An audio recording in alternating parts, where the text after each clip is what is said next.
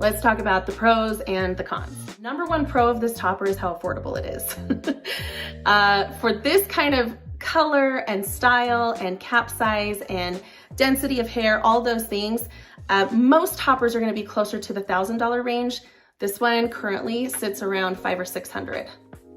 Another pro I've already mentioned is how gorgeous this color is right out of the box. We did not touch the color on this piece, and I love it absolutely as is. The larger cap on this piece is really nice.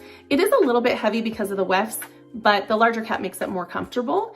And like a lot of toppers that are a little bit heavier, I prefer the larger cap. So I like that this is a great option for somebody with more severe hair loss. Another thing I love that I didn't expect is how much volume I can get, even with all that wefting. That was one of my biggest complaints about another topper I had that was a lot of wefting, is the hair just sits really flat. This mono top area, you can get really wonderful volume and it will actually stay and doesn't go flat. And even though this is wefting along the sides, getting some layers in it really helps give it some volume on the sides as well, and it doesn't look super flat and stringy. I'm also pretty impressed at how cool this topper is. Even for this large of a cap and for this amount of wefting, I expected it to be a lot hotter. It's actually not too bad. It's probably one of the cooler options that I have in my collection. Let's switch gears and talk about some of the cons. But stay tuned because I'm going to show you how I modified this piece to overcome some of these.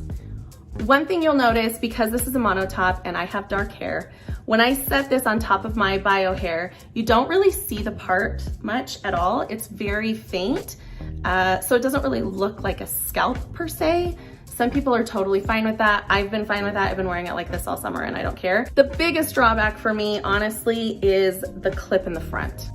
This might not be a con for everybody, but for me, I just make it a rule to not clip anything into the very front of my hairline.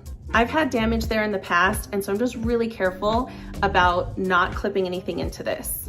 So I put a little bit of scar tape here in the part area. What that's gonna do is just give it a flesh color, even if it's on top of my dark hair. It doesn't matter, it'll still look like a scalp.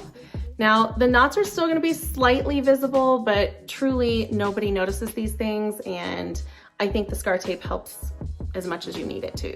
I also sewed a comb in and took out that clip. So this is gonna still be secure, but it's gonna be more comfortable and I don't have to worry about it damaging my hair at all. Now let me show you how I put it on. I keep all the clips closed. I'm gonna put this one, I sewed it right in the center so that I always know where the center of the topper is. I'm going to wiggle it on. The topper part is lined up with my bio hair part. That's gonna make it sit the flattest and help with the transition. I'm just gonna clip in the back. I actually don't use the very back clip, I just use these two back side clips, and then I just have this one side over here because remember I took this one out and put in the comb.